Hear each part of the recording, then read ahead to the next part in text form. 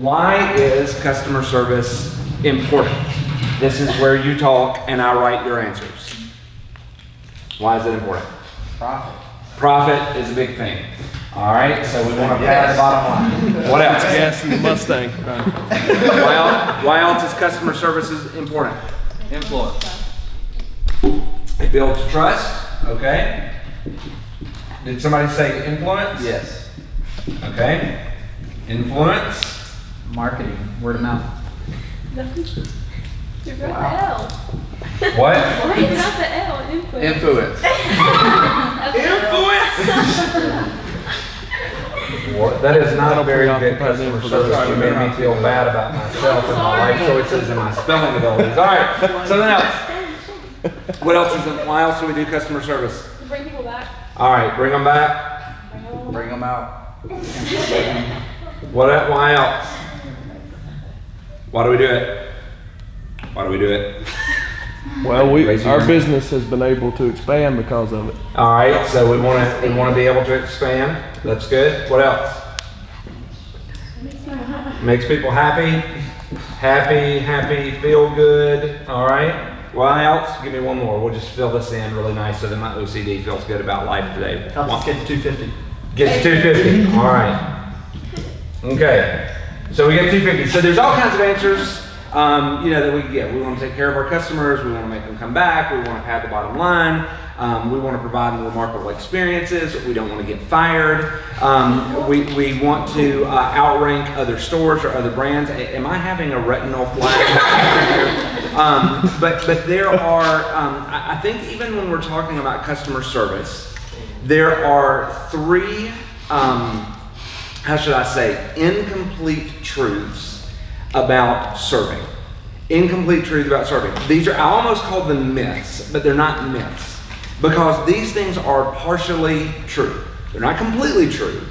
So what's an incomplete truth? Well, maybe it's a lie. But these are partially true. They're almost true, but they're certainly not incorrect. Here are the three that I want to give you. If you're writing stuff down, you may want to write this down. Number one, serving is a transaction. Serving is a transaction. That is a partial truth. It's not a myth, it's not incorrect, but it's partially true. If serving is a transaction, here's what this means. I do X for you, and in return, you do X for me. I give you food, and you give me money. Well, in Chick-fil-A world, you give me money, and I give you food. We're never just going to hand the bag out the window and trust that they will hand the money back before they drive away. I give you food fast, then you not only give me money, but you say nice things about me in the community. Chick-fil-A rocks. You don't even have to slow down when you're driving through the drive-thru. You don't even take your foot off the brake or take your foot off the gas. You just keep going, roll your window down. They're going to hurl your combo into the window because they're so fast there. That's the kind of things that you get taught about on social media. But there's a flip side of serving as a transaction, because if you don't do things, other things don't happen. So if you don't serve people well, then you don't make a profit. If you don't give people their food quickly, then they are also going to talk about, other things will happen, they'll talk about you on social media. If it's a transaction, if I serve well, then I get recognized by my boss. If I don't serve well, then I get written up or I get let go, right? So there's a transactional element of those things. The second incomplete truth about serving is that serving is something that we do. Is serving something that we do? Is serving something that we do? Okay. But it's a little bit incomplete. Because what happens when we say that serving is something that we do is we relegate serving to a task, to a checklist, or to a metric. Does it make sense? Yeah. We relegate it just to something that this is on the list of things that we do. So when you're hired, when you're brought on for your first day, when you go into a new role, you are told, here's your list of do's and here's your list of don'ts. These are the things that you do in order to perform your job. These are the things that you don't do if you want to be able to keep your job. And so when we say that serving is something that we do, what happens? We generally default to the posture of always asking the question, what do you want me to do next? What do you want me to do now? Had a guy that worked for me one time, and he spent about the first 3 months of his job with me moving from task to task to task. And every time he would finish one task, he would look at me and he'd say, "So you got anything you need me to do now?" And finally, after about 3 months, I had to sit down with him and say, "Listen, you're great. You're performing exactly, everything that you're doing it the right way.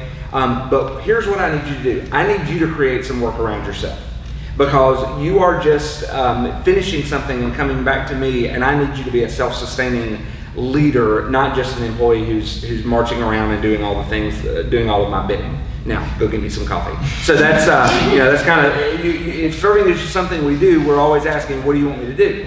And so we're saying then, if serving is only something we do, I do this to be a part of the team and to keep my job. And if I don't do this, then I'm not going to move up on the team and I'm not going to be able to keep my job. I might actually lose my job if I don't do these things.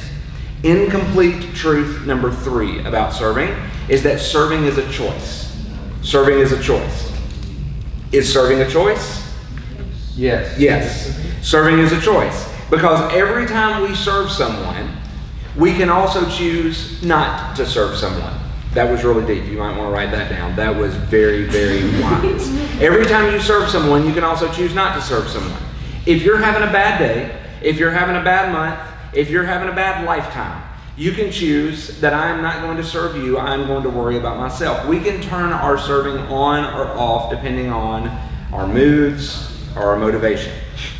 So the 3 incomplete truths about serving, just make sure we've got them. Serving is a transaction. Serving is something that we do. Serving is a choice.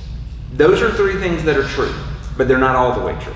They're partially true because there's also some incorrect things that are wrapped up in the middle of that. But before we get there, I want to move beyond customer service for just a second, because what we say when we say customer service is all we're doing is simply narrowing the focus, and we're labeling a target. Who do you serve in customer service? The customer. See, the questions are not getting harder. They're actually getting easier as we go along. Who gets mad if you don't do customer service well, ultimately? The customer, right? If you don't do customer service well, that is not a problem. You just simply have to get out of the business of serving customers and go do something else where you don't have to deal with people. I mean, there's a very simple solution to this. If you don't like customer service, don't do customer service. It's really easy. That's a basic formula. But there is a bigger question, and there is a deeper question. And some of you may be afraid that because Jacob scheduled this all-day meeting in the middle of a church, and he asked his preacher daddy to come and talk to you for a few minutes, that you were going to get a sermon. Well, guess what, kids? You're going to get a sermon, right? Because that's what preacher daddies do. Except I'm not really going to give you a sermon. I'm going to tell you a story. And this is a story that you do not have to have. If you don't have any kind of church background, you don't have to have one to appreciate this. It's one you don't even have to be a religious person to appreciate. But it's a story that really gets down to the root of our human nature. It's a story that comes out of the Gospel of Matthew, chapter 20. And it's the story of a mama who is a busybody and keeps getting all up in her kids' business. Can anyone relate to this story so far? Right? A mama who gets up all in your business. This was the mama of 2 guys named James and John. James and John were part of Jesus' inner circle. But James and John's mama wanted them to be much more than that. She just didn't want them to be a part of the inner circle. She wanted them to have some real power. And so she comes to Jesus in this story recorded in Matthew 20, and she says, "Say right now that these 2 sons of mine are to sit, one on your left side and one on your right side when you are in your kingdom." Now, if you've got church background, when you hear the words "in your kingdom," probably what you automatically go to is, oh, when you get to heaven, James is going to be on your left and John is going to be on your right, or vice versa. I don't think that that's what she meant. Because in this time of Jesus' ministry, there were a whole lot of people who really believed that Jesus was not the Son of God necessarily, but Jesus was going to be the political savior of the country. Nothing to do with spirituality. He was going to get Israel out from underneath Roman rule. And so what does that mean? If Jesus is the political savior, that means that Jesus has got power that is coming to him eventually. And what James and John's mama said was, when you get your power, I mean, right now, I know you're walking around wearing a robe and sandals that you got at Goodwill, and you kind of smell like you slept out in the woods last night because you did. But when you get power, that is when I want you to look at my sons and to put them on one on your left side and one on your right side. And so she asked this, and Jesus very kindly, very Jesus-like, looked at her and he said, you have absolutely no idea what you're asking me for. You just don't know what you're talking about. Now, think, okay, that's great. That's a good point of the story. That's not the point of the story. Here's where we go a little bit deeper. The disciples heard this, the other ones, the other 10 people in Jesus' inner circle, and they got mad. And they started grumbling. And they weren't grumbling because James and John's mom had asked Jesus the question. They were grumbling at James and John. And I don't even think they were grumbling at James and John because James and John's mom asked for James and John to have power. I think they were grumbling because they didn't think to be the ones to ask for the power first. Right? I don't think they were mad because James and John wanted to be powerful or their mom wanted them to be powerful. They were mad because they didn't think about asking to be powerful. It's kind of like this. It's like when I hear that some of my friends, I do have them, get together and are going to have dinner. I am mad because I wasn't invited to dinner. Now here's the truth about me. I don't really want to go to dinner with you. I just want you to invite me to go to dinner with you so that I can feel good about myself right before I tell you, I got other things that I need to be doing tonight. I'm not going to be able to go to dinner with you, right? It's the point that I wasn't invited to the table that makes me mad. It's not that I really wanted to go to begin with. So the disciples weren't really mad because James and John wanted power or their mama wanted them to have power. They were mad because they hadn't thought first to ask for the power. And that's not really the point of the story either. Here's what Jesus finally came back to his inner circle of 12, and this is what he said to them. And part of this is a phrase that even if you've never heard this story out of Scripture, you've probably heard this phrase before. Jesus tells them that the political leaders of the day, all the people who really had power, they love their authority and they love to use that authority against other people. And this is what he said. It shall not be so among you, but whoever would be great among you must be your servant. And whoever would be first must be last. You've heard that. Whoever wants to be great must be a servant. Whoever wants to be first must be last. And I said a few minutes ago that this is a story that gets to the heart of our human nature. It's a story that tells us why customer service, that phrase, is an incomplete idea. And it tells us that why those three things are incomplete truths. Why customer service can't just be a transaction. Why service can't just be something we do. And why service can't just be a choice. Because what Jesus is telling us here is that the heart of servanthood, the heart of attacking our selfish, power-hungry human nature is in realizing that the word serve is not a verb. Serve is not a verb. We're like, wait a second, I thought serve was a verb. No, serve is not a verb. Serve is a posture. It is a lifestyle. If you want to be great, you serve. If you want to be first, you choose to be last. If you want to get what you want in life, then you die to yourself and to your wishes and to your crazy demands. Now, so we want to move beyond customer service. But before we did that, I had to get it out of your mind that serving customers is your job. Chick-fil-A Roxborough drive-thru team, is serving customers your job? Yes. The answer is yes so far. So if you're not paying attention, any question I ask, you can say yes. But here's the thing. Even if serving customers is your job, you can clock out at 3:30 or 8:30 or 10 p.m. and decide that you are done serving customers. So my question is this. If you can cut off serving people, if you can flip it on and off like a switch, does that make you a servant? If you can turn off serving people, does that make you a servant? Maybe don't answer yes just yet. Let's go back to the incomplete truths. Number one, I said that serving was a transaction. Serving is a transaction. Here's why that's an incomplete truth. Serving is not a transaction. I said a minute ago that serving is a posture. Being a servant means that you take on the posture of someone who serves others. So if you're serving, yes, it is a little bit about I do this for you and you do this for me, but ultimately more than that. Serving other people means that this is a posture that I walk around with, that I carry around with me all the time, and I am going to serve you whether or not you pay me to. I am going to serve you whether or not it benefits me. I am going to serve you whether or not it is an I scratch your back, you scratch mine sort of mentality. When we serve, we don't only serve because of a transaction, we serve because it is a posture, it is a part of our nature of who we are as servants. Number 2, serving is something we do. I said that a little bit earlier. Here's why that's an incomplete truth.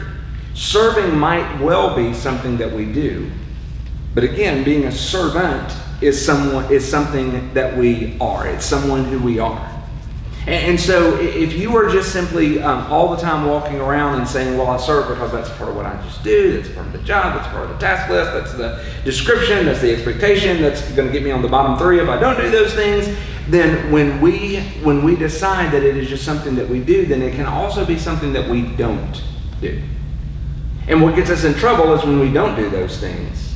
But if it's just something that is not just simply what we do, but it is who we are, then that makes a difference in the way that we think about these things, right? Number 3, I said that serving is a choice. Here's why that's an incomplete truth. Because if serving is a truth, or is a choice, then you can turn it on and off like a light switch. If serving is a lifestyle, then you can't simply flip it on, flip it off. You don't serve anymore just because it's a part of your job description, simply because it's what's expected of you. You serve because it is a part of your nature. It is wound up inside of your DNA. And so there is a big difference in serving each other because we are supposed to, and serving each other because we get to. There's a difference there. And so that's why, going back to customer service for just a second, if you serve customers better than any other fast food joint in the triangle, or better than any other Chick-fil-A in the chain, hear this clearly, and hear this as graciously as I can give it. If you serve people better than any other restaurant out there, I don't care. I don't care. It may be impressive on your metrics. It might make you a better store than other places. It might make people come to your drive-thru faster than other places. But I wouldn't give you a stack of Chick-fil-A calendar cards, which are dead anyway. Got to talk to you about that. I wouldn't give you a stack of Chick-fil-A calendar cards for your customer service if your heart for other people ends when your name tag comes off. You're not a servant if that's the case for you. You're not somebody who walks around with the posture of serving. You are simply somebody who does customer service, and there is a huge difference. So again, we're moving out of customer service. I've been trying to move out of it for a while, but I keep going back. Just like your ex-boyfriend. That's just the way that it works. All right, so how do you, I wasn't pointing at anybody. I just did this, all right? So I can do this. It doesn't matter. How then do you forget for a moment about serving customers? And how do you focus on being a servant? There are 4 things that I want to give you, and then I am going to go back to my cubicle. Number 1, you weigh the scales in favor of others. Weigh the scales in favor of others. What in the world does that mean? Comes from a book that I'm reading right now where I read a story about a rabbi, a Jewish teacher. I've never read a story about a rabbi before. This is new for me. Who lived a century before Jesus did. And one of the things that he said, was famous for saying, was judge each person with the scales weighted in their favor. What he meant by that was give other people the benefit of the doubt. When you are wondering whether or not somebody else is in it for themselves or in it for you or whatever it is, he said always weigh the scales, judge them with the scales weighted in their favor. That doesn't mean that you don't honestly assess somebody else's motivation or whatever. It just means that when you are assessing them, you are assessing them to their good, not for your good. So judge others with the scales weighted in their favor. Assume the best about the other people that are on your team.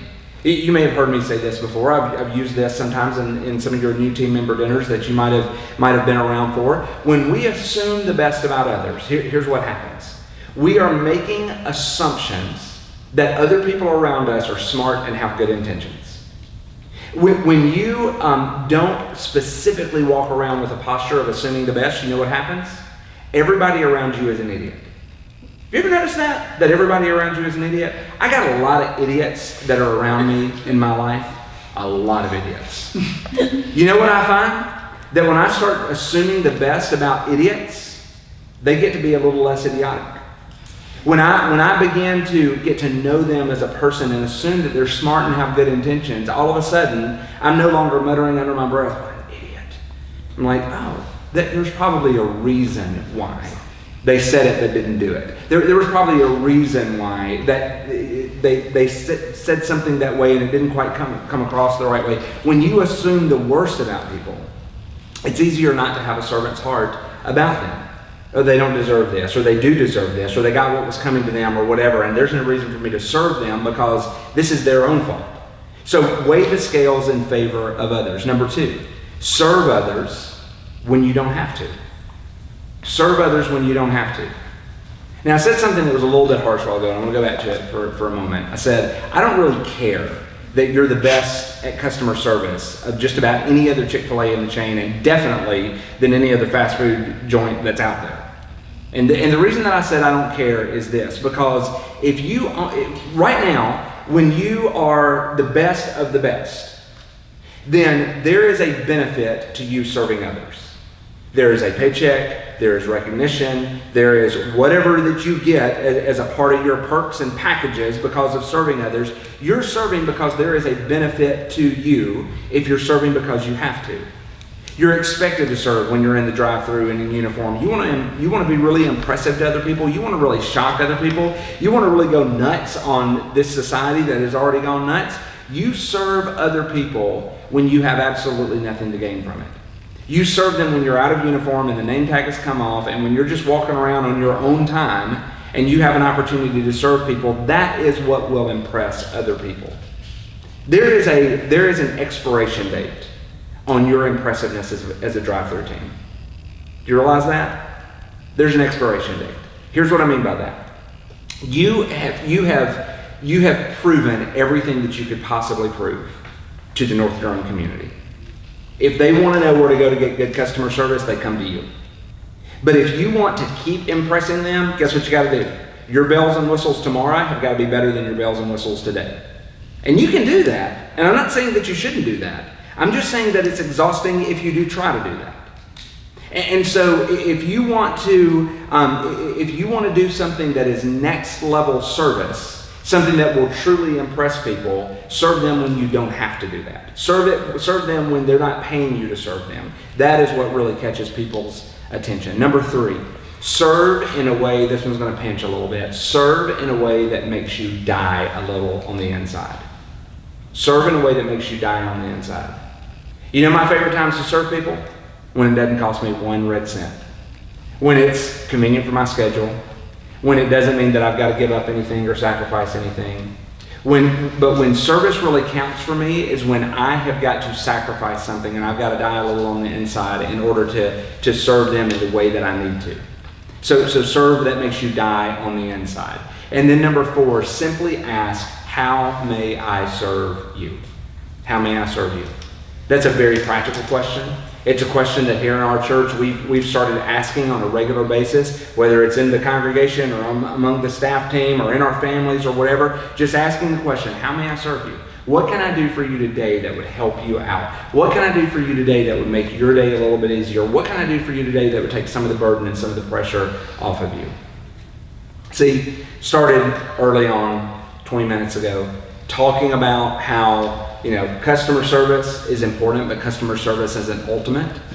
What is ultimate is recognizing that we don't start here in order to become a servant. We don't start from us to our customers. We start us to us among our team, serving one another, caring for one another, assuming the best about one another, weighing the scales in favor of one another, serving each other when we don't really have to serve each other, serving each other in a way that is sacrificial and causes us to die a little bit inside, serving each other in ways that are very practical, tangible, meeting the needs of people that are in our lives all the time. See, greatness doesn't come in the way that we often expect it. Recognition doesn't always come to us with accolades and with higher salaries or whatever. We become great when we start treating others with dignity and respect, and when we serve each other in a way that costs us something ultimately. So, Chick-fil-A Roxborough, drive-through team. Serve on that. Thanks.